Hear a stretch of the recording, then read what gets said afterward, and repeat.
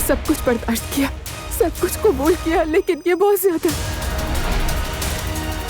अल्लाह ना करे अगर वो लड़की चली गई तो हम बच्चे को कभी नहीं देख पाएंगे। दुआ पर भी गुस्सा है मुझे। फौरन सामान समेटकर घर छोड़कर जाने की जल्दी थी उसे। अगर बर्दाश्त नहीं था तो शादी क्यों की? तुमने मेरी जिंदगी बर्बाद कर दी। मैं तुम्हें छोड़ूंगा नहीं। हाँ कहो ज़ैनब। बीवी के होते हुए याशी करनी है तुम्हें। अगर उस बच्ची ने तुम्हारी वजह से घर छोड़ा तो मुझे अपने सामने पाओगे, समझे?